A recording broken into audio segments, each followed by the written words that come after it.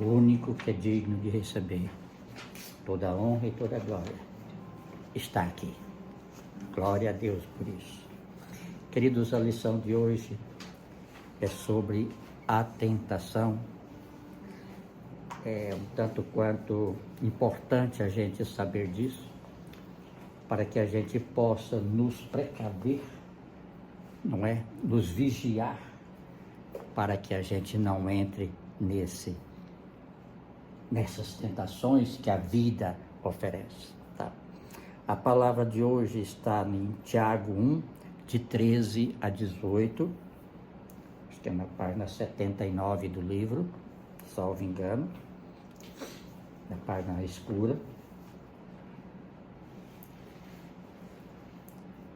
A palavra diz assim, do versículo 13 ao 18: quando alguém for tentado, jamais deverá dizer, estou sendo tentado por Deus, pois Deus não pode ser tentado pelo mal e a ninguém tenta. Cada um, porém, é tentado pelo próprio mau desejo, sendo por este arrastado e seduzido. Então esse desejo, tendo concebido, dá à luz o pecado, e o pecado, após ser consumado, gera a morte. Meus amados irmãos, não se deixem enganar. Toda boa dádiva e dom perfeito vem do alto, descendo do Pai das luzes, que não muda como sombra inconstantes. Por sua decisão, ele nos gerou pela palavra da verdade, a fim de sermos como os primeiros frutos de tudo que ele criou. Aleluia. Então, hoje nós vamos falar justamente sobre isso. Na página 81 do livro, o pastor começa com uma palavra bem a respeito disso, que fala a concupiscência, ou seja, a cobiça ou apreço por bens materiais, assim como os prazeres sexuais, tá? É um forte desejo da carne que nos inclina ao pecado. Naquele tempo, no tempo do apóstolo, confundiam provação que vem de Deus com tentação que vem do inferno. Atentar para essas diferenças é de fundamental importância para quem quer acertar no caminho. Para isso, precisamos nos conhecer melhor. Na página 81. Amém. Bom, então, como o tema é sobre a tentação, o que é a tentação, propriamente dito? Bom, tentação é um convite para pecar. É um convite ao pecado. Ela cria o desejo de pecar. E atinge a todos, sem exceção.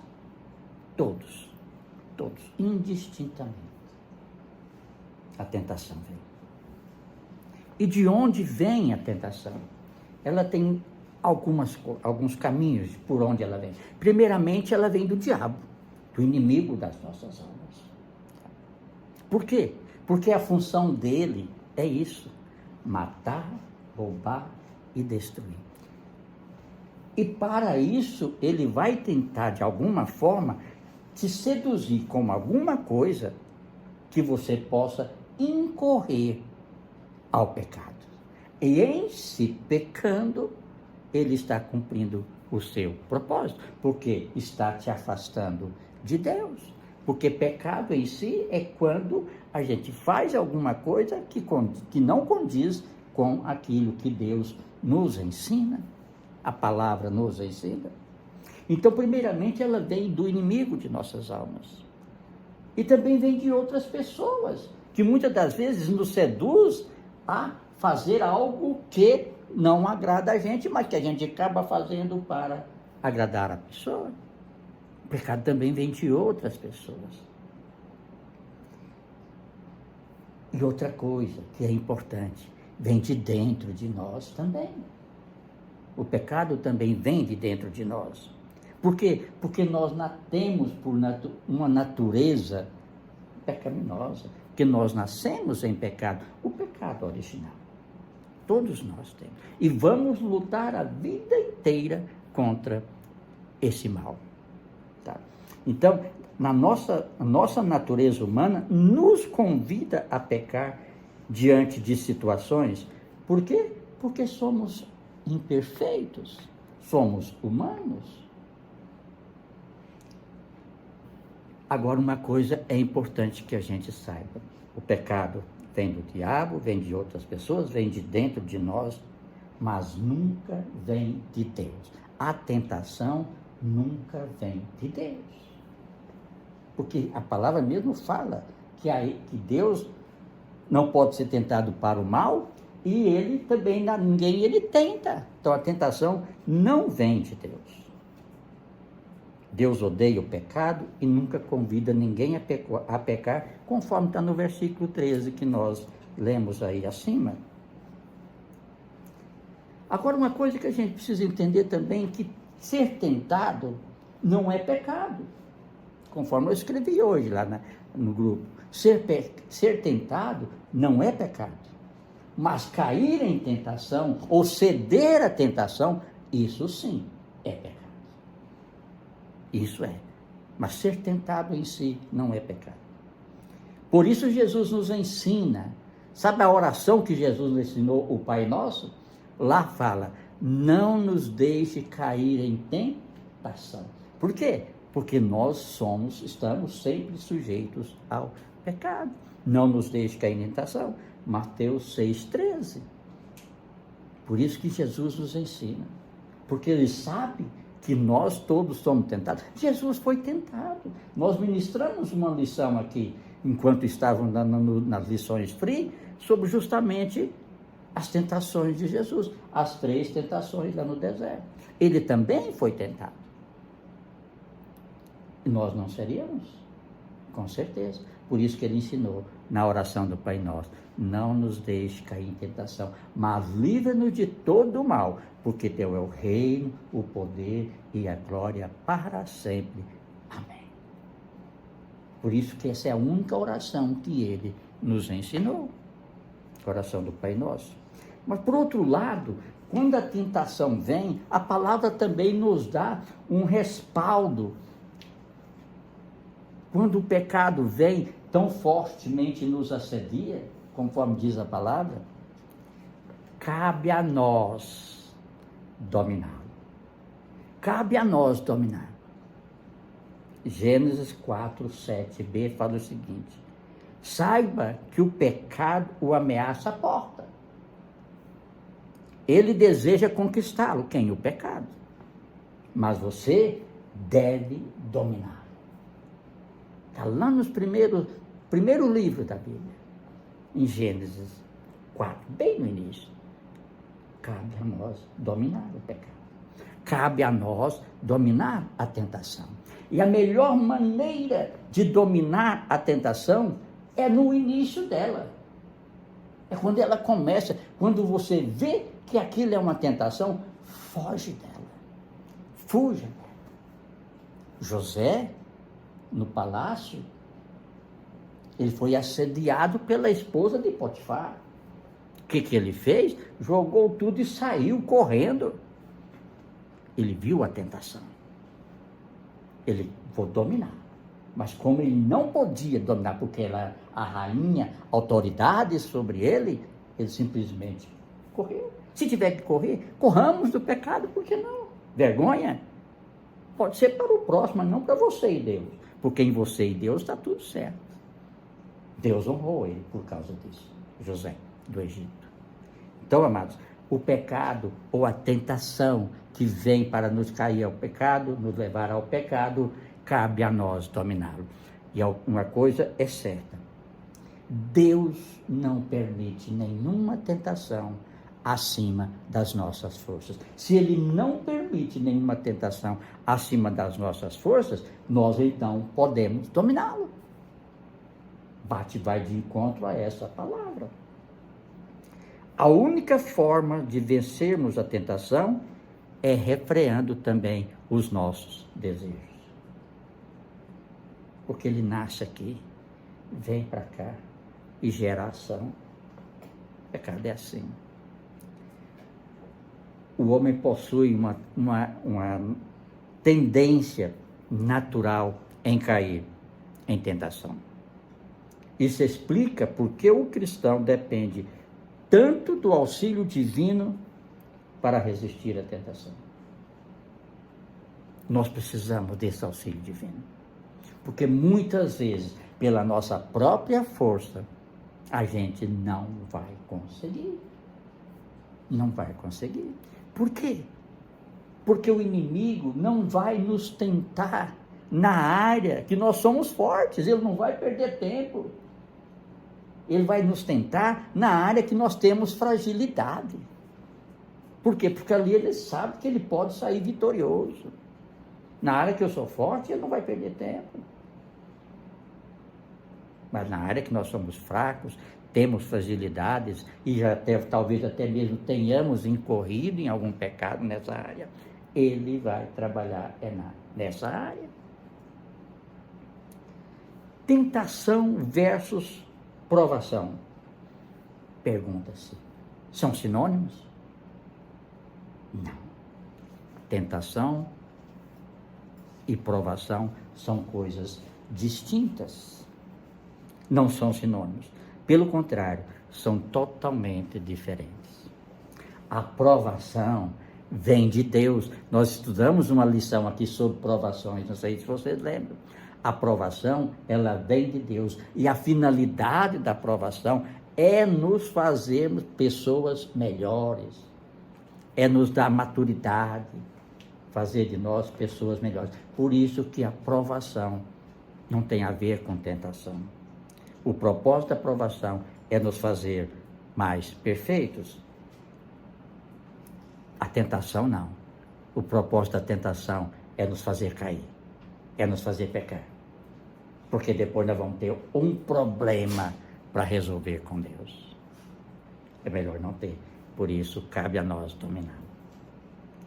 Deus permitiu que Satanás provasse a Jó. Isso para mostrar para a gente que a provação é para nos fazer melhor. Jó, contemporâneo de Abraão, ele disse, se ele me provasse, está falando de Deus, sairia eu como ouro, seria eu muito melhor se eu fosse provado. Isso Jó falou isso. Jó 23:10. Se ele me provasse, sairia eu como o ouro. Opa! Se Deus me provar, eu tenho a chance de sair melhor daquela provação. Porque a provação tem a finalidade de fazer de nós pessoas melhores. Tentação não. É fazer de nós pessoas piores, literalmente falando. Muito bem.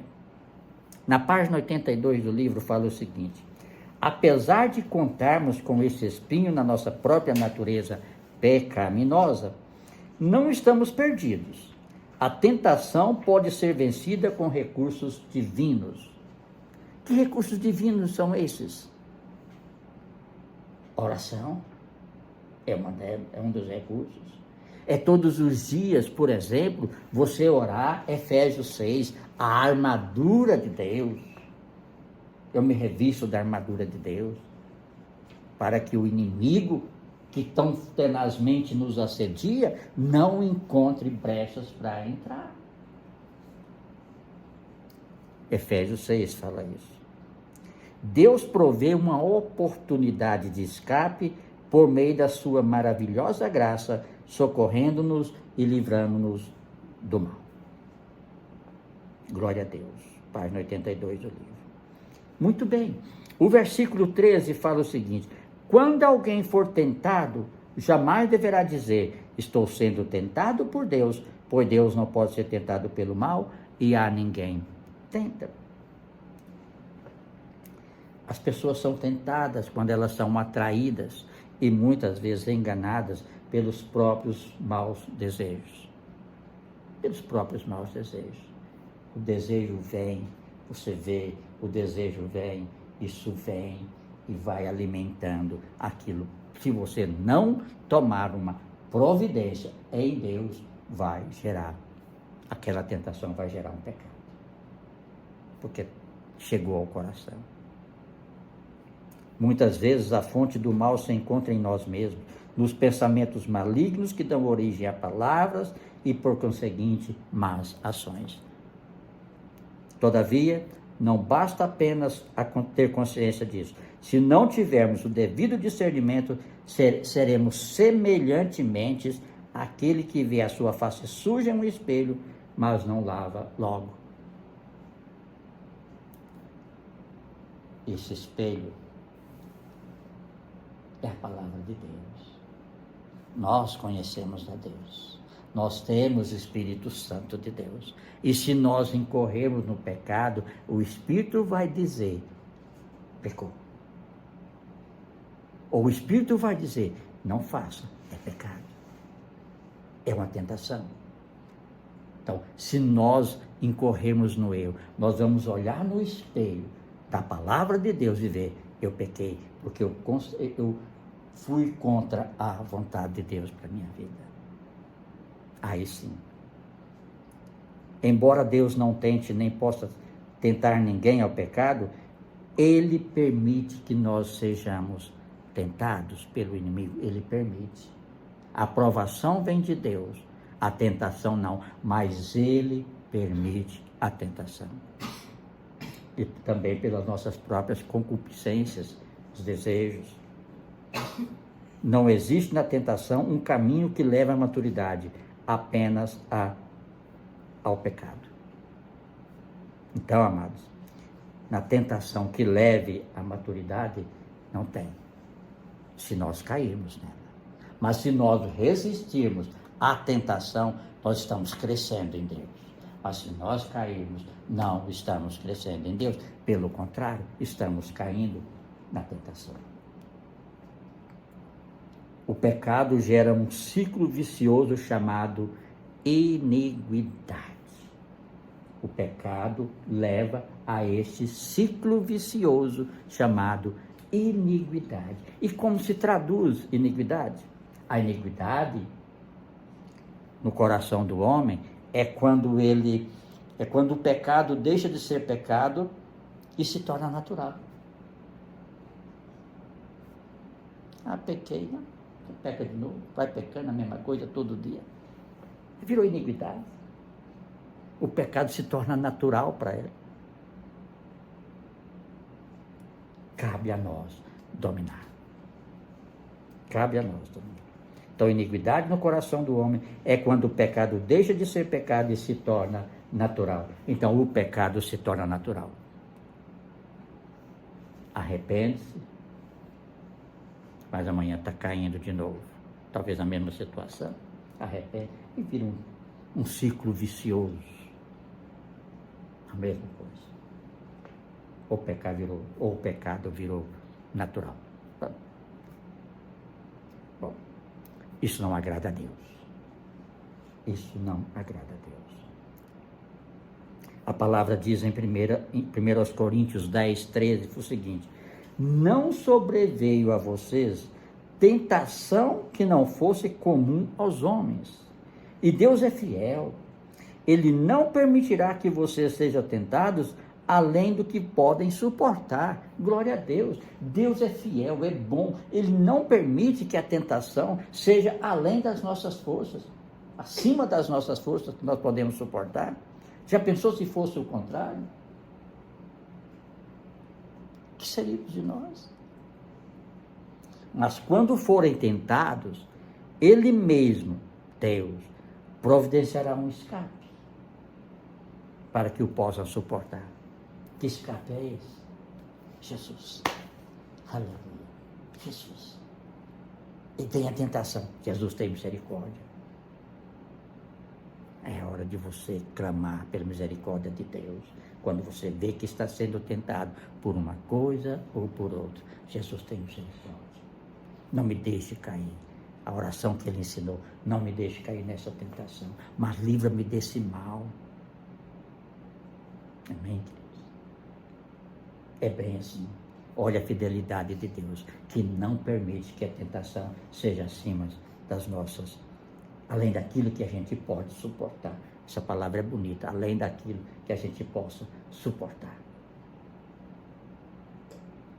Essa passagem nos ensina que o cristão experimenta tentação. Mas aqueles que estão em Cristo não são abandonados ao seu próprio destino quando isso acontece. Não são abandonados. Deus está ali, Ele é fiel, Ele programou para a sua tentação o escape, conforme fala a palavra de Deus. Mas eu quero dizer uma coisa interessante, amados. Se nós que estamos sujeitos à tentação, estivermos em linha com a vontade de Deus, buscando a presença de Deus, em oração, as tentações virão, mas em menor número. Pode ter certeza disso, porque você vai estar fortalecido em Deus. Por isso que é importante orar, jejuar se for o caso, buscar a palavra e conhecimento de Deus. Também nos mostra que a tentação é uma parte da vida cristã, fazem parte de todo mundo. Pastores, apóstolos, bispos, todos estão sujeitos a serem tentados. Quantas vezes você já ouviu falar, o pastor caiu, foi tentado e cedeu à tentação. Não há como evitá-lo e Deus não nos isenta de ser tentado. No entanto, Deus nos dá a ajuda que precisamos para enfrentar as tentações. Deus nos dá a ajuda que precisamos. Graças a Deus por isso. E tudo isso que nós estamos aprendendo é justamente uma das ajudas que Deus nos dá.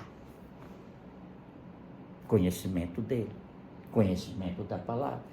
Agora, a prática dela é com cada um de nós. É com cada um de nós. No versículo 14 fala o seguinte: cada um, porém, é tentado pelo próprio mau desejo, sendo por este arrastado e seduzido. Esse versículo é um dos mais significativos da palavra de Deus. Cada um, porém, é tentado pelo próprio mau desejo. Como nós precisamos trabalhar essa área nas nossas vidas. Desejo. Sendo este arrastado e seduzido, porque o desejo gera o coração, o desejo de fazer. Quer seja uma coisa, quer seja outra. Muitos são tentados na área financeira, compras compulsivas, gastos desnecessários. Estava na oferta, mas está precisando? Não é? Quem nunca viveu isso? Eu comprei porque achei, estava barato, estava na oferta, mas está precisando? Carece disso agora? Fui tentado no seu desejo. Eu se lançar. Então, amados.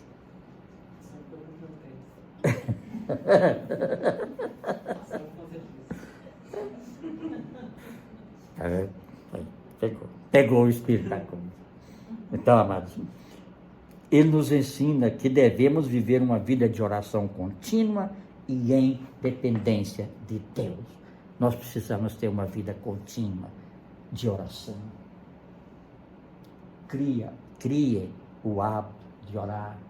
5 minutos de qualidade na presença de Deus é melhor do que meia hora de qualquer jeito. 5 minutos só. Começa com 5, passa para 10, daqui a pouco você está meia hora, nem faz falta no seu dia, não vai fazer falta. Ele nos ensina que devemos viver uma vida de oração contínua e em dependência de Deus. Como é bom depender de Deus, mas como é difícil depender dele e ver que a coisa não está fluindo, está demorando, não é? Mas quem tem dependência de Deus sabe que o tempo não é dele, é de Deus. É um convite também para adorar ao Senhor e buscar sua direção em nossas vidas. Então, tudo nós devemos buscar direção nas nossas vidas é em Deus. Também nos ensina sobre ter paciência. Esse versículo aqui em cima, cada um, porém, é tentado pelo próprio mau desejo, sendo por isso arrastado e seduzido. Nos ensina também a ter paciência. E paciência é um problema de muitas pessoas. No trânsito, então, o trânsito que eu diga. Trânsito que eu diga. Pô, mas está demorando muito. Quando a gente vem de São Paulo, ou vai para São Paulo, tem um trecho aqui na rodovia, parece que o trem não rende. Olha, quando você chega de São Simão até Santa Rita ali, parece que o trem não anda, parece que não funciona. Aí você passa Pirassununga, chega até Leme, até Arara, até chegar em Limeira, mas é um tempo demorado demais, parece que o negócio não anda. Paciência. Sempre tem essas coisas. Quando ele vai para Goiás de carro, de Uberaba a Uberlândia, 100 quilômetros. Oh, mas que 100 quilômetros longo esses, viu? Parece que não anda. Paciência. É Deus tratando da gente. Deus trata da gente dessas situações também. Para a gente ter paciência, saber que tudo provém dele. O pecado é como uma isca aguardando a presa. Isso nos mostra que quando somos pacientes, esperamos em Deus, seu Espírito manifesta em nossas vidas. Quando temos paciência e exercemos a paciência, o Espírito de Deus nos acalenta para trazer para você ou para nós. O tempo é de Deus, não é meu, então eu vou esperar pacientemente. Bom, observe bem, o pecado ata. Pode não ser como correntes, lá como Sansão, no livro de Juízes, mas o pecado não confesso rapidamente escraviza aqueles que o praticam, porque o homem é escravo daquilo que o domina. O homem é escravo daquilo que o domina. Onde está isso? 2 de Pedro 2,19. Segundo livro de Pedro, capítulo 2, versículo 19, parte B, fala que o homem é escravo daquilo que o domina. E é fatal. É fatal. O homem, se pegar gosto pelo pecado, ele vai pecar continuamente. Aquilo vai dominar. Mas aquilo que vai dominar é aquilo que ele deve dominar, conforme nós já vimos em Gênesis. Cabe a nós dominá-lo e não ele nos dominar. Deus perdoa, mas os efeitos do pecado não são facilmente removidos. Quanto melhor seria se nós nunca cedêssemos à tentação. Como seria melhor a nossa vida se não cedêssemos às tentações? As tentações. Vamos pôr no plural, porque realmente a tentação não é uma só. São várias, em vários níveis. Cada um tem as suas fragilidades, onde você vai ser tentado. Quanto melhor seria se nós não fôssemos tentados. Se nós não cedêssemos à tentação, seria bem melhor. Então, esse desejo, versículo 15, tendo concebido, dá à luz o pecado, e o pecado, após ser consumado, gera a morte. Está lá no versículo 15 que nós lemos. As pessoas são tentadas quando são atraídas e enganadas pelos seus próprios maus desejos. Então, esses desejos fazem com que o pecado nasça, e o pecado, quando é consumado, produz a morte. Morte espiritual. Se você tem uma vida com Deus, o pecado vai te afastar gradativamente da presença de Deus, se você não se consertar com Ele. É aquilo que eu costumo dizer, sempre ter oportunidade eu falo. Deus, Ele respeita as nossas decisões, mas não deixa de aplicar as consequências dela. Não deixa de aplicar as consequências. Ele respeita as nossas decisões, mas as consequências, Ele permite. Ele vai ter as consequências. O pecado não deve ser atribuído a Deus, mas ao próprio homem. Deus permite a tentação, mas cabe a nós dominar. Se o pecado, se acaso pecarmos, nós temos uma saída: nos consertarmos com Deus, arrependermos dele. Se nós cedermos à tentação, vai gerar o pecado.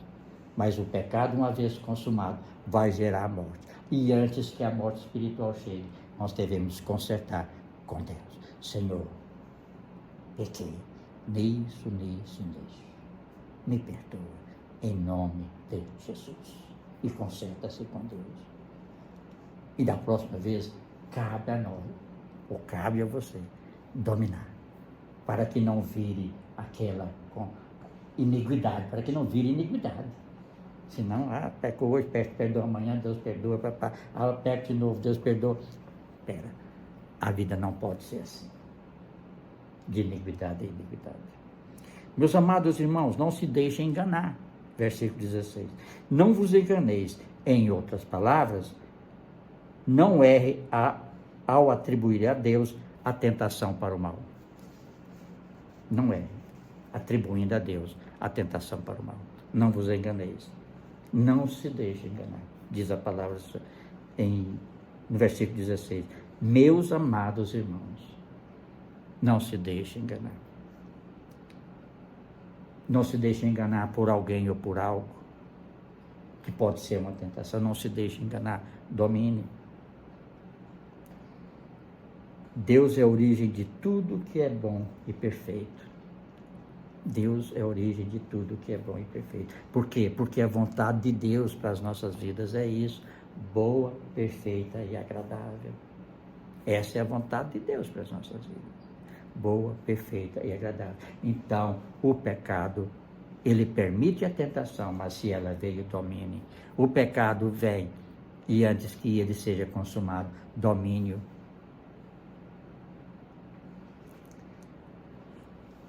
Mesmo nas situações mais difíceis da vida, podemos sentir a bondade de Deus para conosco. Olha que situação, aquele versículo que eu li, que Deus não permite que nenhuma tentação seja além da força, ou acima das nossas forças, que podemos suportar. É a bondade de Deus para conosco. É a sua bondade para com as nossas vidas. Toda boa dádiva e todo dom perfeito vem do alto, descendo do Pai das luzes, que não muda como sombras inconstantes. Ou algumas versões falam variação, né? Versículo 17. Toda boa dádiva, ou seja, tudo que é bom na terra, vem de Deus. Boa dádiva, vem de Deus. É um versículo que nos encoraja e nos conforta quando procuramos a Deus e cremos em sua palavra. Todo dom perfeito, toda boa dádiva vem de Deus. Deus não é somente bom, ele também é imutável, ele é o mesmo desde a eternidade. Deus é o mesmo Deus desde a eternidade, é imutável, bom, perfeito, e toda boa dádiva vem dele. Quando nós deixamos de obedecê-lo, ou incorremos em alguma tentação, e deixamos nos levar por aquilo, e cometemos algum pecado, mas a sua bondade e o seu amor para conosco permanece. Permanece. Mesmo aquilo que nós tivermos incorridos em algum erro, o amor e a bondade dele permanece para conosco. E ele fica aguardando que nós reconheçamos e nos arrependamos e nos consertemos com ele. É a bondade de Deus, é o seu amor para conosco. Ele espera que quando a gente incorrer em algum pecado, a gente tenha a maturidade, a sabedoria de buscar de Deus o arrependimento, buscar o arrependimento e nos consertar com ele, porque mesmo em eu, Deus nos ama e está sempre conosco. Ele não ama o pecado que nós cometemos, mas para esse pecado existe a solução, o arrependimento e o perdão. Nós precisamos também entender que, mesmo conscientes que ele, apesar da sua bondade, ele também é justo. Deus é justo. Ele respeita as nossas decisões, mas não deixa de aplicar as consequências. Deus é justo. Muito bem. No versículo 18 fala o seguinte: por sua decisão, Ele nos gerou pela palavra da verdade, a fim de sermos como os primeiros frutos de tudo que Ele criou. Os primeiros frutos de tudo que Ele criou. Por sua decisão, ou seja, sua vontade eterna, Ele traçou um plano, um projeto e estabeleceu um propósito quando nos formou. Estabeleceu um plano, traçou um plano pela sua própria vontade, um projeto, traçou um projeto, estabeleceu um propósito para cada um de nós. Graças a Deus por isso. Por quê? Porque Deus não age por instinto, por emoção ou por impulso, mas conforme a sua bondosa vontade. Quem age por instinto, quem age por impulso, normalmente somos nós, principalmente por impulso, aos olhos. Deus não. Deus não age por instinto. Cristo é, quanto à ressurreição, as primícias de tudo. Nós, enquanto crentes em Deus, quanto à regeneração, à transformação que nós recebemos em Deus, somos os primeiros frutos. Quando nós somos transformados, quando nós recebemos Jesus como Senhor e Salvador das nossas vidas, e aquilo vai trazer regeneração nas nossas vidas, do pecado, de pecado, ou de criatura a filho de Deus, nós somos os primeiros frutos de Deus. Olha que bênção. Tiago nos mostra que uma das melhores dádivas, o nascimento espiritual, procede de Deus e que sua vontade sempre produz o bem. O nascimento espiritual. Todos nós nascemos espiritualmente de novo, porque nós estávamos mortos em nossos delitos e pecados, diz a palavra de Deus, separados de Deus por causa do pecado, mas hoje não mais. Hoje não mais. Nascemos novamente espiritualmente, porque antes nós conhecíamos Deus e ouvi falar muitas vezes. Hoje não, por experiência. Por quê? Porque o Espírito Santo já habita em nós. Glória a Deus por isso. É as melhores dádivas de Deus. Também nos ensina que buscar a sabedoria de Deus e sobre a forma de como ela nos ajuda a progredir. Esse versículo fala justamente isso. Por sua decisão, Ele nos gerou pela palavra da verdade. E essa palavra da verdade nós devemos buscar para ter a sabedoria necessária para lidar com as tentações e com os pecados que tão tenazmente nos assediam diariamente. Então devemos buscar a sabedoria de Deus e sobre a forma como ela nos ajuda. Onde? Na palavra de Deus. Buscar a sabedoria de Deus, na intimidade com Deus, no tempo dedicado a buscar a Deus. A sabedoria de Deus vai fazer parte da nossa vida. Por quê? Porque a sabedoria, quando nós buscamos a sabedoria de Deus, ela vai nos ajudar a discernir o certo do errado. O que provém e o que não provém de Deus. Vai nos ajudar a discernir se é uma provação ou se é uma tentação. A sabedoria de Deus. Então nós temos que buscar essa sabedoria de Deus. E essa sabedoria de Deus se busca buscando em Deus.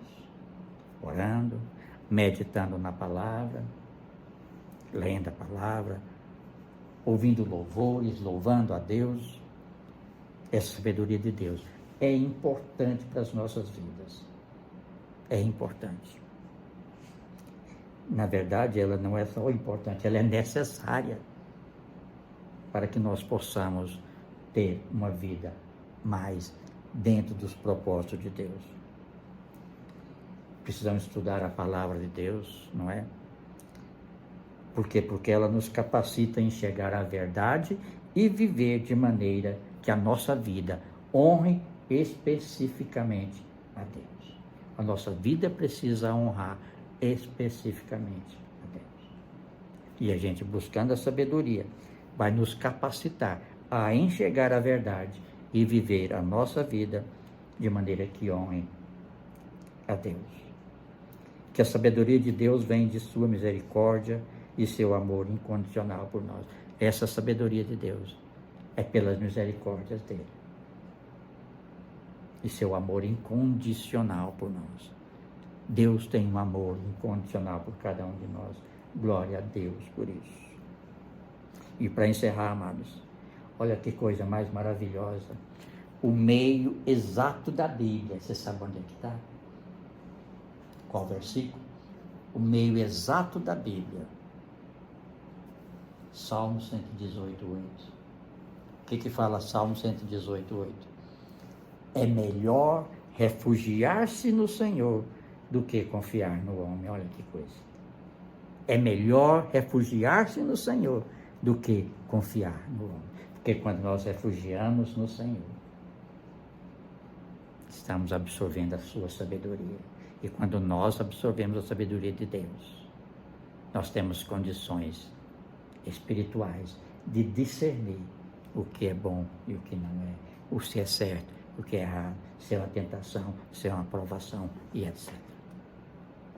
Então, amados, vamos nos refugiar em Deus, porque nenhuma tentação está acima das nossas forças. Glória a Deus por isso. E é por isso que nós precisamos nos refugiar nele. É por isso. Para que nós possamos dominar, conforme nós lemos em Gênesis, dominar. Cabe a nós dominar a tentação e o pecado. Que fica esse trechinho como a lição do dia. Cabe a nós dominar a tentação, porque ela vai vir, ela virá. Não há ninguém que esteja isento dela, ela virá.